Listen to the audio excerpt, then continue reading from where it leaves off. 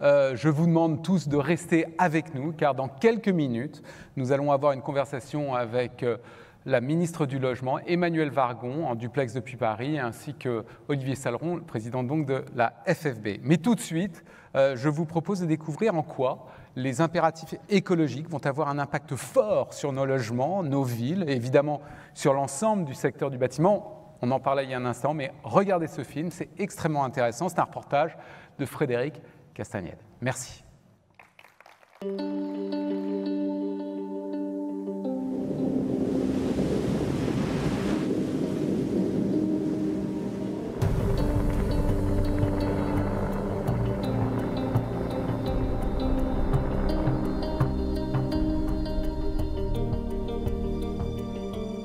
We are on the verge of the abyss.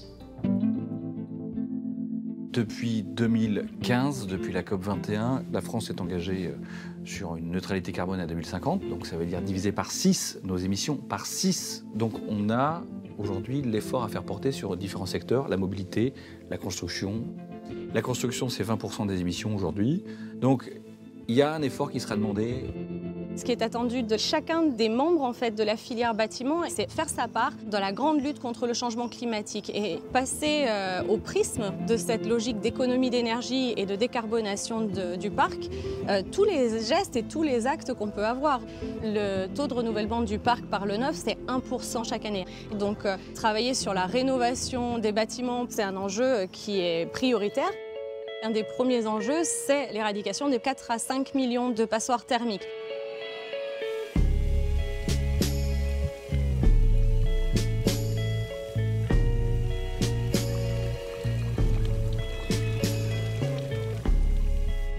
On a sur cet OPH l'objectif de mobiliser sur le parc ancien les 5 millions d'euros pour 275 logements. On a voulu absolument lancer cette opération de rénovation de l'habitat pour aider les acteurs privés à investir, pour rendre économiquement intéressant la rénovation, pour les amener à rénover davantage leur parc. Et on espère vraiment qu'on va améliorer, rénover l'habitat et donc le rendre moins émetteur de CO2, remettre sur le marché des logements qui étaient obsolètes et vacants, et puis gagner des habitants au cœur de la ville. Il faut que la ville retrouve toute son attractivité.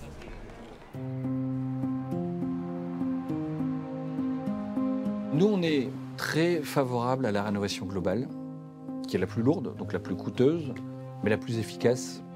Donc il faut qu'on aille chercher tous les leviers possibles.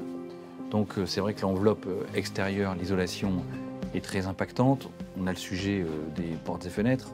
On a un travail à faire sur le changement des modalités de chauffage, donc pour sortir du fossile. C'est clair qu'il y a un basculement vers l'électrification.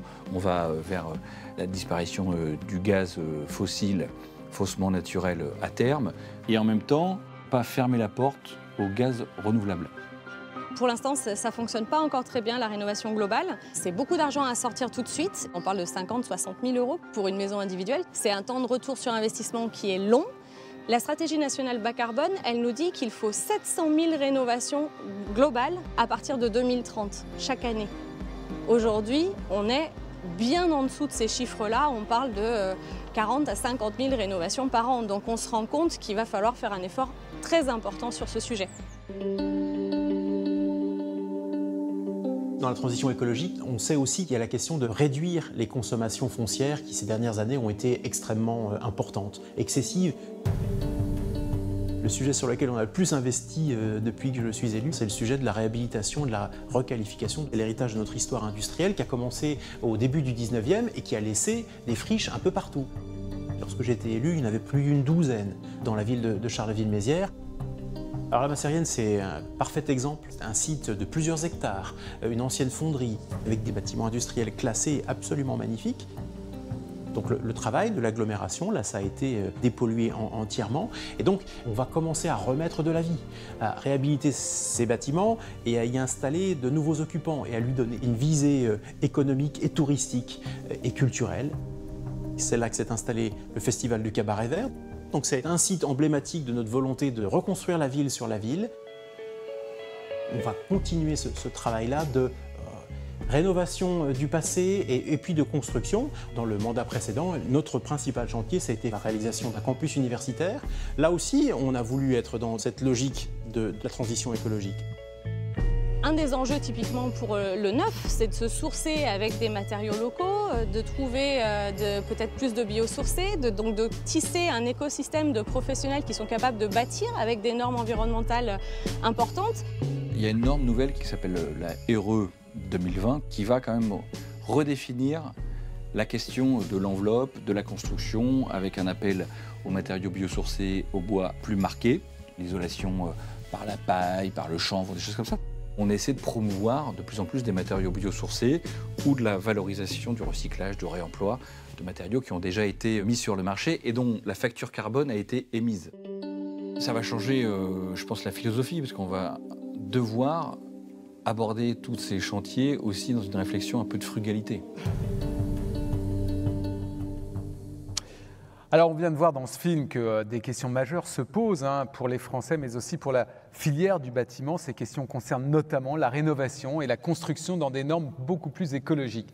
Alors comment les pouvoirs publics envisagent-ils de répondre à ces enjeux ? Olivier Salleron, vous nous avez rejoint et avec nous, en duplex depuis Paris, la ministre du Logement, Emmanuelle Wargon. Bonjour. Alors, la première question, Olivier Salleron, se trouve un peu dans le film. On a vu qu'il fallait que d'ici 2030, 700 000 logements chaque année fassent l'objet de rénovation énergétique totale. Or, aujourd'hui, on en est à 40 000. C'est réaliste le chiffre des 700 000 ? Enfin, a priori, ça semble totalement impossible. Alors, avant tout, je voudrais vraiment saluer Madame la ministre Emmanuelle Wargon pour sa disponibilité, parce qu'elle est quasiment en réserve, puisqu'il y a les candidatures, elle est candidate à l'élection régionale dans une semaine. Donc, je sais qu'elle a fait une petite chose spécifique pour nous. Ça prouve aussi son intérêt pour le bâtiment et pour la FFB en particulier, donc voilà, c'est déjà ça. Comme le disait la députée à l'instant, les 700 000 rénovations globales paraissent très très loin. On en est à quasiment 10 fois moins aujourd'hui. Donc oui, aujourd'hui, ce n'est pas réaliste. À partir de 2030, il va falloir qu'on se prépare. Évidemment, nous, les professionnels, mais aussi le plan de financement. Parce que c'est là que ça blesse. L'énergie, aujourd'hui, aussi, n'est pas chère grâce au nucléaire, décarboné. On le prend comme on veut, mais c'est la réalité. Et aujourd'hui, la rentabilité financière derrière n'est pas présente. Donc, pour inciter nos concitoyens à rénover, MaPrimeRénov', que l'on a, j'allais dire pas co-construit, parce que ça serait sans fausse modestie avec Madame la Ministre, mais en tout cas qui marche d'une façon extraordinaire et d'une façon exponentielle. Aujourd'hui, on parlait de 200, 300, 400 000 dossiers. Cette année, il va y en avoir 800 000. Mais ce chiffre de rénovation globale n'est pas atteint. Donc, il va falloir justement cette approche globale dont on parle. Il va falloir aussi penser que peut-être que les gestes dits simples, c'est-à-dire changer une chaudière, isoler une seule fois des combles, et qui vont se renouveler dans les années suivantes, peuvent être aussi très efficaces. Faire un de ces gestes-là, aujourd'hui, peut permettre d'économiser 30 à 40% d'économie d'énergie. Donc, comme le disait le père Devers tout à l'heure, c'est toujours l'économie, soit pour les occupants, soit pour les locataires. Donc là-dessus, toujours penser aux ménages modestes qui ne vont pas pouvoir, justement, eux, aborder cette rénovation d'une façon globale. Parce qu'il faut le dire, aujourd'hui, la rénovation globale coûte entre 40 et 50 000 euros. Il va falloir financer tout ça. Alors vous allez me dire, il faut le faire, oui, mais bon, comment ? Voilà, la FFB n'est pas au gouvernement encore, ça se saurait, bien que de nombreuses de nos propositions de l'an dernier, du 30 juin dernier... Alors si vous étiez au gouvernement mais voilà, bien sûr. Eh bien écoutez, il faut mettre les moyens, donc il va falloir trouver plusieurs milliards d'euros. En plus de la prime rénov'. Évidemment, MaPrimeRénov', c'était à peu près 2 milliards d'euros sur un an et demi, 1,7 milliard sur un an, 2 ans. Aujourd'hui, il va falloir accélérer tout ça, parce que les objectifs, c'est le gouvernement qui les donne, donc il va falloir trouver tout ça. Et puis nous, ne vous inquiétez pas, on aura les moyens de former nos jeunes, nos moins jeunes, pour avoir une efficacité, une expertise dans la rénovation énergétique qu'il nous faut acquérir encore. On ne dit pas qu'on est parfait, mais en tout cas, aujourd'hui, on le voit. Je souligne sur ce point-là, vraiment, un travail en proximité avec Madame Wargon. Elle n'est pas encore connectée, alors je peux le dire. hein. Voilà, elle est là, elle nous entend. Voilà. Elle nous entend. Je peux vous dire que tout ce que l'on a obtenu sur l'ensemble des foyers fiscaux, les copropriétés, les propriétaires bailleurs, les PME, etc., je pense que si nos services de la FFB, experts, toujours réalistes et pragmatiques, n'étaient pas intervenus, évidemment, en toute intelligence avec Mme Wargon, je pense qu'on n'y serait pas arrivé vraiment. Donc, si on vous entend, c'est que la prime rénov ne suffit pas. Pour parvenir à cet objectif de 700 000 par an d'ici 2030, il faut augmenter les aides. Emmanuel Wargon, rebonjour. Je rentre directement dans le sujet. Pour parvenir à ces 700 000, ça veut dire que vous êtes prête à augmenter davantage les enveloppes pour aider les Français à être beaucoup plus allants dans la rénovation ?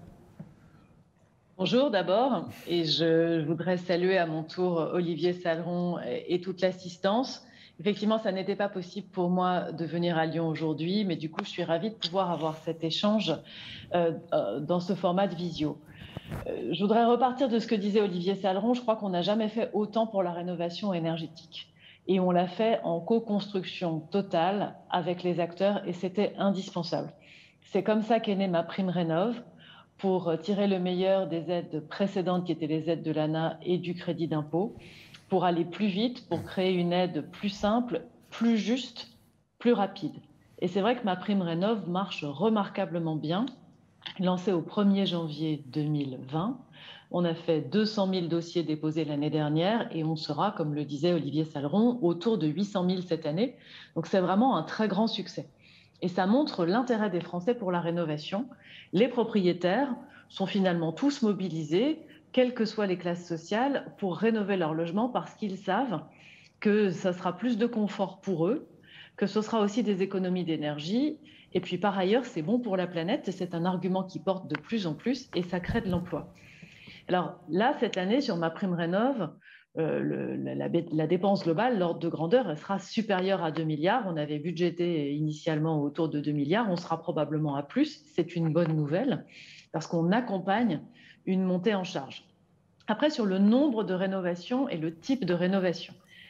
En fait, il y a un assez grand débat d'experts sur combien on en fait et combien il faut. Donc nous, on a sorti des chiffres du ministère il y a quelque temps pour recaler les choses. On rénove 2,1 millions de logements par an. Donc c'est considérable, c'est le nombre de logements qui sont rénovés chaque année et qui sont aidés, que ce soit par ma prime rénov', des aides de l'ANA, les aides fiscales résiduelles ou les certificats d'économie d'énergie. Donc c'est vraiment beaucoup. Et sur la série que nous avons, 2016-2019, on sait qu'on a fait 50% d'économie d'énergie de plus sur la masse de toutes ces rénovations. Donc on sait qu'on fait des rénovations qui sont de plus en plus performantes en termes d'économie d'énergie. C'est notamment grâce aux certificats d'économie d'énergie qui sont ciblés sur des gestes qui sont des gestes positifs en matière d'innovation, que ce soit les combles, les planchers, etc. Après, nous savons aussi qu'il faut aller le plus loin possible dans le bouquet de travaux. Et c'est toute l'idée qu'il y a dans la loi climat et résilience de favoriser la définition d'une rénovation performante et ensuite de favoriser, de mettre en place un accompagnement, mon accompagnateur Rénov, qui arrivera en 2022, pour accompagner les ménages pour que quand la personne te dit « tiens, j'aurais bien envie de faire des travaux », elle trouve de l'information d'abord dans les guichets de services publics et puis ensuite un accompagnement qui lui permette d'aller aussi loin que possible.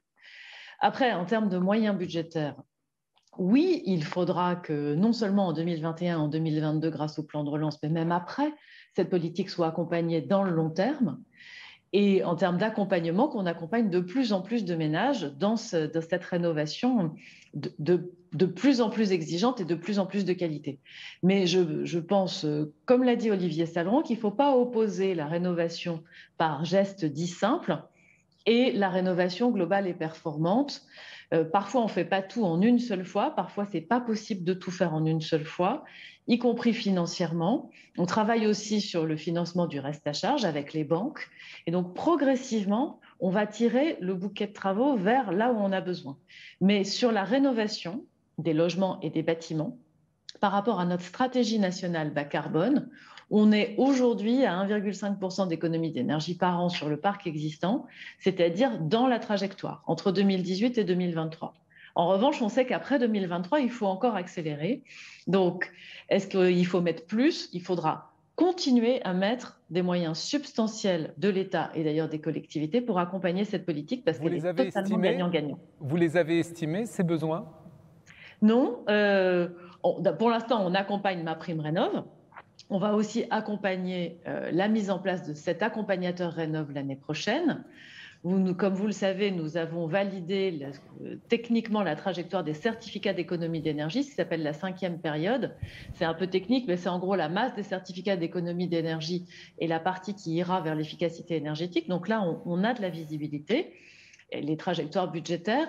Notre prochain rendez-vous, c'est en 2023, la loi de programmation pluriannuelle de l'énergie qui repassera au Parlement et qui devra faire la trajectoire budgétaire pluriannuelle, y compris sur l'efficacité énergétique et la rénovation. Donc on se met en état de passer d'un pilotage fiscal où chaque année on changeait des critères à un pilotage pluriannuel avec une exigence de rénovation plus forte et une volonté de redistribution plus forte qu'avant. D'accord, sachant que si on s'en tient aux chiffres, 40 000 versus 700 000, encore une fois, sur la rénovation, je dis bien globale, on est à... En fait, ce chiffre de 40 000, moi, il ne me satisfait pas vraiment parce qu'on a longtemps compté en équivalent rénovation globale, c'est-à-dire si vous faites dans un logement une chaudière, dans un logement des combles et dans un 3e logement le plancher, par exemple, ou l'isolation par extérieur, ça fait l'équivalent d'une rénovation globale. Et si on compte comme ça, on en a beaucoup plus que 40 000. Donc c'est pour ça qu'à un moment, il faut compter ce qu'on fait d'un côté en nombre, en valeur absolue de logement, et surtout la somme des économies d'énergie générées. Parce qu'en fait, ce n'est pas le nombre de rénovations globales avec une convention pour savoir comment on les compte qui est intéressant, c'est finalement le résultat.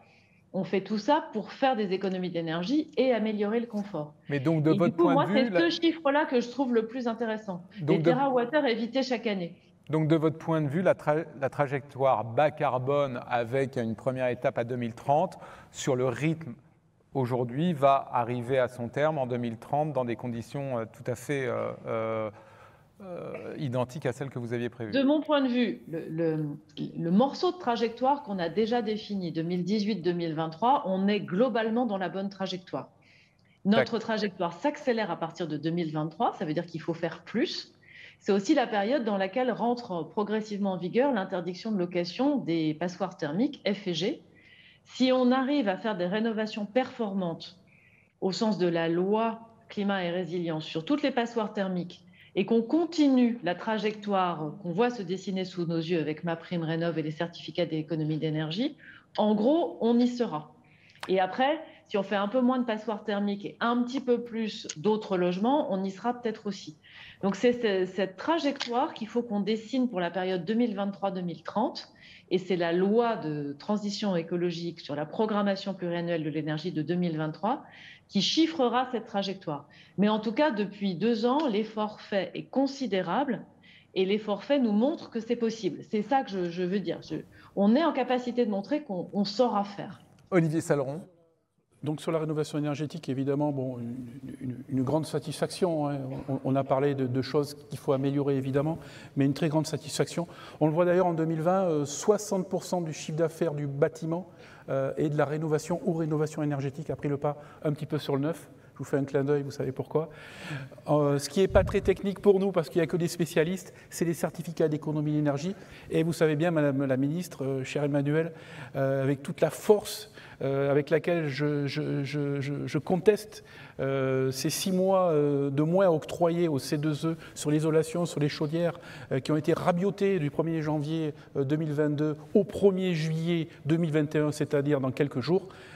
J'espère que la discussion n'est pas fermée et qu'on aura de très bonnes nouvelles dans quelques jours. Parce que ça aussi, évidemment, ça fait travailler nos artisans. Et les C2E, je le rappellerai, ce n'est pas de l'argent de l'État, c'est de l'argent des obligés. Tout le monde sait dans la salle ce que sont les obligés aujourd'hui. Emmanuel Vargon, une réaction sur la C2E dont parlait Olivier Saleron? D'abord sur la satisfaction générale avant d'arriver au C2E. Sur la satisfaction générale, je la partage. On a parlé des logements, mais on rénove aussi massivement les logements sociaux. On rénove aussi massivement les bâtiments publics, que ce soit les bâtiments de l'État ou les bâtiments des collectivités. Il y a eu actuellement une dynamique de rénovation qui permet à beaucoup d'entreprises de travailler selon la taille des chantiers, que ce soit une maison individuelle, un immeuble en copropriété ou des bâtiments de grande taille.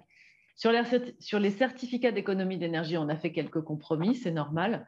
Notre sujet, c'était aussi d'avoir une belle 5e période de certificats d'économie d'énergie, et je crois qu'on l'a. Il y a encore quelques réglages possibles, et vous savez que je suis à l'écoute en permanence et que j'essaye en permanence de faire les meilleurs réglages pour trouver les meilleurs compromis. Je ne suis pas sûre qu'on arrivera à être d'accord à 100%, ça fera peut-être partie des quelques sujets sur lesquels la fédération aurait voulu qu'on fasse un peu différemment, mais on n'est quand même pas très loin.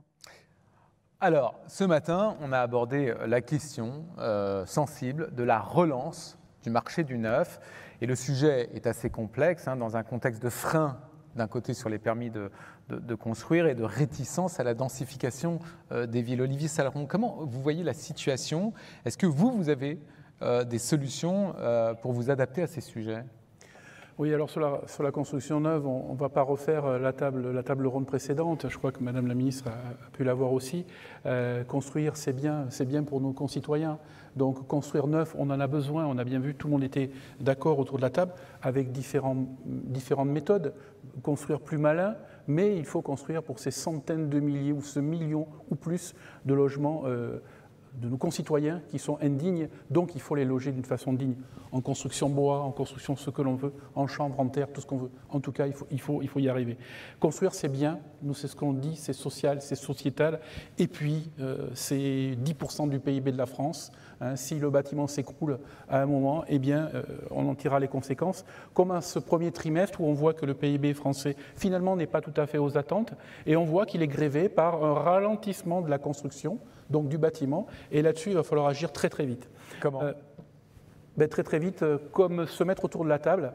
Et là, évidemment, c'est une satisfaction, même si elle arrive un peu tard, mais depuis un an, la commission Rebsamen qui a été mise sur place par notre Premier ministre Jean Castex, évidemment avec Emmanuel Vargon, j'allais dire en cheville ouvrière, mais pour nous, c'est noble, une cheville ouvrière, évidemment, et qui a travaillé là-dessus. On va travailler avec elle, on va travailler avec tous nos partenaires.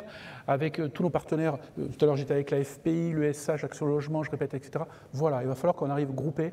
On a vraiment des propositions pour voir dans quelles conditions on peut construire davantage. Plus que réaliste, voilà, tout en étant, je ne le refais pas tout à l'heure, durable, écologiste, parce qu'il y a un vrai besoin, et pas que du logement social. Le logement social, évidemment, il faudrait 100, 130 000 par an. Emmanuel Vargon, on a espéré, et nous aussi, 250 000 jusqu'à fin 2022. Ça va être difficile, mais on va tout faire pour. Mais il ne faut pas oublier les 350 000 autres logements idéal qui devrait sortir de terre tous les ans, et ça c'est du privé, donc c'est de la promotion, c'est aussi beaucoup d'investisseurs. Là-dessus, il faut qu'on arrive groupé et qu'on ait vraiment, qu'on parte sur les mêmes bases. Le diagnostic est commun. Je crois que la première réunion d'il y a 3 jours, donc ça c'est la conjoncture pure, on y était il y a 3 jours, je crois que le diagnostic commun posé par certains parlementaires, par des maires de petites villes, de grandes métropoles, il est assez commun et je m'en réjouis. Là-dessus, on a un été à passer, je veux vous dire, très, très difficile, très dur. En tout cas, la FFB aura toute sa place avec toujours ses propositions pragmatiques et réalistes. Sur le logement neuf, l'automne dernier, on luttait pour la prolongation du Pinel et du PTZ. Eh bien, j'allais dire qu'après des coups de butoir depuis des mois et des semaines, on a rencontré le Premier ministre Jean Castex et Emmanuel Vargon une nouvelle fois, un soir, le lendemain, avec nos arguments réalistes, avec nos chiffres à l'appui, avec nos spécialistes de la FFB, on a réussi à prolonger. Eh bien, le lendemain soir, Emmanuel Vargon a annoncé à l'Assemblée nationale que le Pinel et le PTZ allaient être prolongés de 2-3 ans. Voilà. Donc ça veut dire que si on travaille, si on s'entend, c'est de l'économie, c'est de la ressource, du PIB de la France. Le bâtiment est un des piliers de l'économie, c'est Jean Castex et Bruno Le Maire qui le disent quasiment toutes les semaines. Là-dessus, il faut qu'on soit fort. Donc, sur le logement neuf, il faut qu'on soit attendu et entendu en tout cas. J'espère que Emmanuel Vargon, de toute manière, ça ne fait aucun doute, est d'accord avec moi. Emmanuel Vargon, en gros, comment faire en sorte de construire davantage? La question est là. Et mieux. Je voudrais repartir du diagnostic dont parlait Olivier Saleron. Il y a un an, quand on a démarré les discussions avec les différentes fédérations professionnelles, les différents acteurs, l'inquiétude était plutôt autour de la demande. Est-ce que les ménages seront toujours prêts à investir dans du logement pour eux-mêmes ou en investissement locatif? Est-ce que les investisseurs institutionnels vont être là? Est-ce que les programmes déjà engagés ou que les promoteurs souhaitaient engager, ils vont trouver des acheteurs? Est-ce qu'ils seront financés? Est-ce que le crédit immobilier va résister? Et on a traité toutes ces questions-là. Olivier Salleron l'a rappelé, en prolongeant le prêt à taux zéro, en prolongeant le Pinel, en travaillant avec le Haut Conseil à la stabilité financière pour la partie crédit immobilier. Finalement, on voit, et après c'est toute l'action du gouvernement qui a concouru, que les revenus des Français ont plutôt bien résisté. C'est le quoi qu'il en coûte, c'est l'aide massive à l'économie via les PGE, via le chômage partiel. Et donc on voit que finalement la demande est là. On voit d'ailleurs aussi qu'il y a pas mal d'épargne qui s'est constituée. Et puis, on regarde sur les 12 derniers mois, le nombre de transactions immobilières est à un maximum, y compris en prenant la période du premier confinement. Parce que les transactions chez notaire ont plus que rattrapé la période de creux du confinement. Donc, ce n'est pas un problème de demande. Et du coup, avec tous les acteurs et avec les élus locaux, et je voudrais vraiment remercier François Rebsamen d'avoir accepté de présider cette commission, nous avons décidé d'essayer de comprendre pourquoi la situation est bloquée sur la construction neuve. Bien sûr, je partage le besoin. On a un besoin de construction neuve parce qu'on a trop de Français mal logés. Ce besoin, il est localisé plutôt dans les zones tendues, plutôt sur le collectif, puisque quand on regarde les permis de construire, on a à peu près rattrapé le retard et nous sommes de nouveau dans une tendance assez comparable sur les logements individuels, les maisons, notamment en zone détendue. En revanche, on est à moins 15% par rapport à avant-crise sur le logement collectif, notamment en zone tendue. Donc le diagnostic est fait et les besoins sont là. Les causes, moi j'en identifie deux principales et c'est sur ces deux causes que nous allons travailler. D'abord, et je voudrais vraiment remercier les intervenants de la table ronde précédente, c'est un sujet politique, de vision, presque culturelle, pour ne pas opposer le besoin social, le besoin de construire et le besoin écologique de construire bien, de construire mieux, de trouver le bon équilibre entre densité, qualité de vie, nature en ville, etc. Ce débat, il doit être très politique parce que beaucoup de maires n'ont pas repris la signature de permis de construire ou peu. Mais au-delà de la question des maires, c'est la question des habitants et donc c'est la question du débat public, de comment est-ce qu'on remet la construction comme un besoin fondamental de nos concitoyens et un besoin auquel il faut qu'on réponde. Le logement, c'est un bien commun, il faut qu'on y travaille tous, les élus locaux, le niveau national pour le soutenir, évidemment les acteurs privés. Mais il faut répondre à cette obligation, à cet impératif qui est aussi celui de ceux dont la voix est plus difficile à entendre. Je n'ai pas entendu le père de Verre, mais vous savez que nous lui avons proposé, il a accepté de présider le haut comité au logement des personnes défavorisées. C'est une grande voix. Il faut porter la voix de ceux qui n'y arrivent pas, de ceux qui sont en dehors du système. Donc il faut reprendre un débat très politique. François Rebsamen dit réhabiliter l'acte de construire, c'est un acte noble, c'est un acte généreux, et donc il faut le repositionner face à quelque chose qui sinon est un repli, un peu égoïste, un peu pas chez moi, un peu vous n'avez qu'à faire ça ailleurs, et si chaque habitant et chaque maire dit ça, on n'y arrive plus. Et puis après, il y a une question autour du modèle économique de la construction, notamment du point de vue des élus. Ça a été beaucoup dit dans les débats parlementaires précédents, ça a été redit lors de l'installation de la commission. Il faut que ce soit soutenable économiquement pour un maire d'accueillir de nouveaux habitants, que ce soit en logement social, en logement intermédiaire ou en logement libre. Donc il faut que l'équation économique soit favorable. Et ça, nous avons besoin d'y retravailler. Et c'est la raison pour laquelle cette commission a été installée maintenant et nous lui avons donné un agenda assez serré. Il va falloir travailler cet été parce que je souhaite que nous soyons prêts collectivement, comme nous l'avons été dans les périodes précédentes, pour la prochaine échéance. Et ça, c'est le projet de loi de finances. Nous avions travaillé avec Pierre-André de Chalindar et déjà la FFB sur une task force rénovation énergétique pour que ce soit dans le plan de relance, et c'est bien ce qui s'est produit. Nous avions travaillé avec Olivier Sichel pour une task force pour comment est-ce qu'on améliore la partie rénovation de la loi climat et résilience, et c'est ce qui s'est passé. Et là maintenant, nous allons travailler tous ensemble avec comme objectif de porter les bonnes mesures dans le projet de loi de finances. Et j'espère bien que c'est ce qui se passera et vous pouvez compter sur mon énergie, ma détermination pour que ce soit le cas.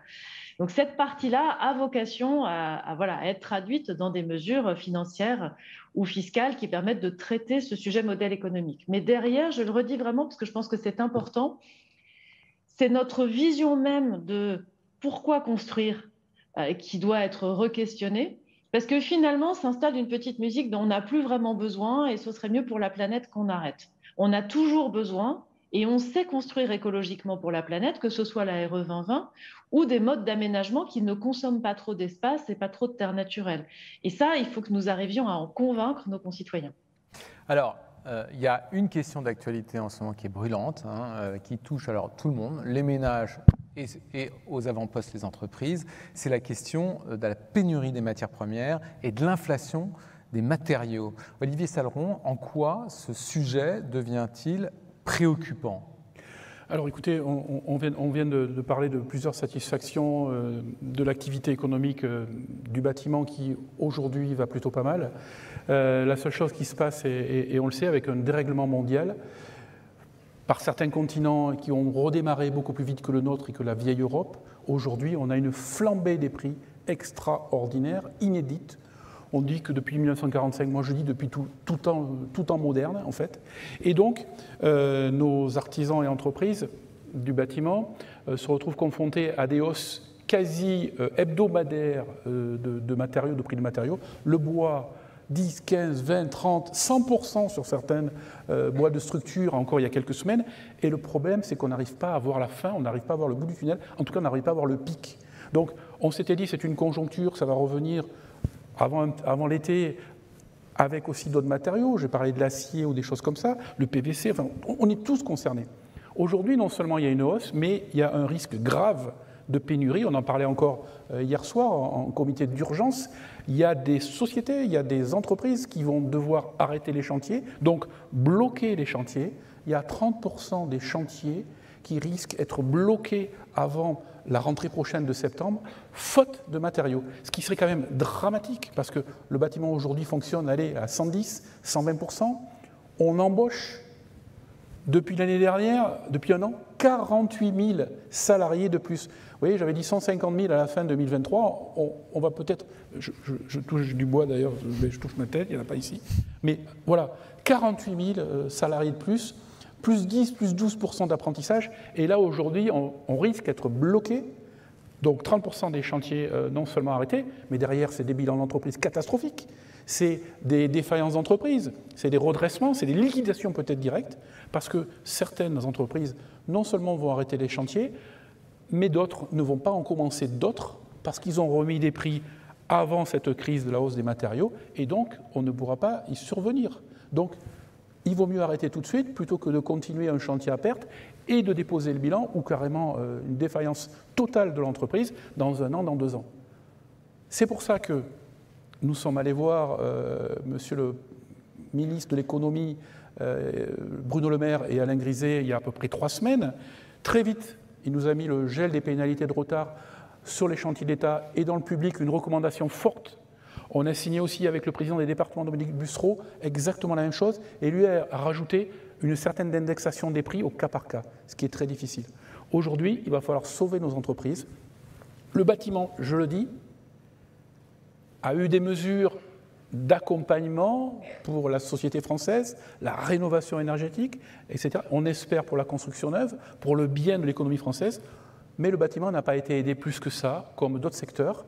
Donc, ce que nous demandons aujourd'hui, il faut qu'il y ait un plan d'urgence bâtiment pour éviter des faillites d'entreprises. 30% des chantiers risquent d'être arrêtés très rapidement. Donc, une indexation des marchés, nous demandons une indexation des marchés sur la période de hausse exponentielle de prix qui se transforme en crédit d'impôt dès cette année, ou alors, phénomène technique, mais on en a parlé aussi ici, de carry-back, c'est-à-dire que l'on puisse arriver à minimiser le bénéfice des sociétés qui auraient fait du bénéfice évidemment en 2020. Donc un carry-back, c'est-à-dire on a un crédit d'impôt qui revient sur l'année précédente. Ce n'est pas technique du tout, pour nous ça nous dit vraiment dans nos bilans, on sait ce que l'on veut. Aujourd'hui, il va falloir faire un effort. On l'a objectivé, on ne va pas parler de milliards aujourd'hui, il n'y en aura que quelques-uns éventuellement. C'est la sauvegarde de notre outil de production, c'est la sauvegarde de l'emploi. On a montré, ce n'est pas nous qui l'avons dit, que nous étions d'une résilience extrêmement forte au niveau du bâtiment. Cette année, aujourd'hui, maintenant, il va falloir nous aider. Ça tombe bien, j'ai une interministérielle mardi matin à 11h, ministre de l'économie, Madame Wargon évidemment, ministre du logement, avec tout un tas de ministres, Madame Borne aussi, parce que Madame Borne, au niveau du ministère du Travail, pourquoi? Parce que nos gars qui vont se retrouver sans emploi dans quelques jours, parce qu'un chantier sera arrêté, il va falloir aussi qu'ils bénéficient du chômage partiel à pris à 100%, comme ce qu'on en a connu avant l'été dernier et comme ce que l'ont connu certains secteurs. C'est d'une importance capitale, sinon le bâtiment va mettre, je le dis, gravement, beaucoup plus que pour le Covid, un genou à terre.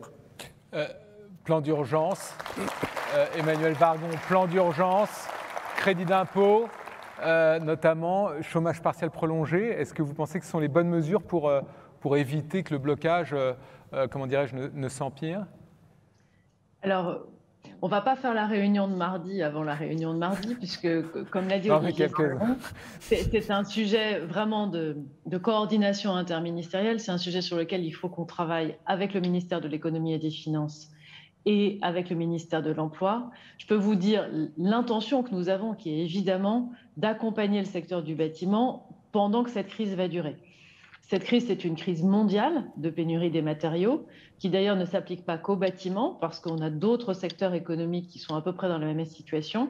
C'est vrai de l'automobile, c'est vrai de l'électronique avec les semi-conducteurs. En fait, la logistique mondiale a été tellement touchée, la production mondiale a été tellement touchée par la crise que le redémarrage des économies mondiales se fait alors que le redémarrage des industries de base, des industries de matières premières, c'est pas complètement fait. Et donc cette flambée, elle est mondiale d'abord sur les matériaux de construction et elle va au-delà des matériaux de construction. Et c'est vrai, Bercy prend ça très au sérieux, c'est vrai que c'est une menace potentielle pour la reprise de notre activité économique et une menace potentielle pour les entreprises qui dépendent de ces matériaux, de ces matières premières. Donc le premier sujet, c'est un sujet qu'il faut qu'on objective aussi avec les professionnels, c'est d'essayer de comprendre combien de temps cette crise exceptionnelle va durer, à quel moment arrive le pic, à quel moment est-ce qu'on commence à voir le bout du tunnel sur la fourniture de matériaux. Et il faudra aussi qu'on travaille avec nos grands industriels qui sont eux-mêmes ceux qui livrent les matériaux aux industriels de la construction. Ensuite, sur les conséquences, si Bercy a répondu présent si vite, à la fois en étant très clair sur les marchés État, en donnant des recommandations sur les marchés des collectivités locales et en installant une médiation interentreprises, c'est bien qu'on considère tous que c'est un sujet important sur lequel il faut agir. Donc, j'entends tout à fait les pistes proposées par Olivier Saleron. La réunion de la semaine prochaine sert notamment à les regarder, à regarder l'importance de chacune de ces pistes, comment est-ce qu'on peut faire, comment est-ce qu'on équilibre tout ça. Donc je ne vais pas vous faire d'annonce aujourd'hui sur le sujet, mais vous dire l'intention du gouvernement d'accompagner le secteur du BTP comme on l'a fait dans les périodes précédentes, et y compris au début du premier confinement et au début de la première crise du Covid. J'espère surtout, et c'est ça qui pour l'instant n'est pas encore clair, que c'est une crise aiguë mais courte, et que donc les grandes filières internationales d'approvisionnement en matériaux vont se rétablir. Et ça, c'est encore un peu tôt pour le dire, on n'y voit pas encore complètement clair. Olivier Saleron, un dernier mot.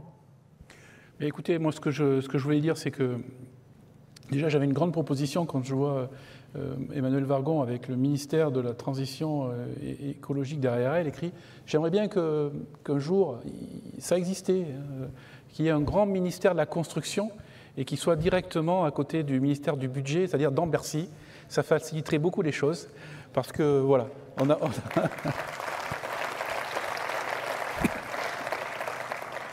Et avec la qualité de nos relations, même si vous voyez, c'est une négociation dure, ardue, avec une ministre comme Madame Wargon, voilà, c'est quelqu'un qui a compris les enjeux du BTP, mais pas seulement pour nous faire plaisir, mais qui a une vision de la France différente, de l'économie de la France.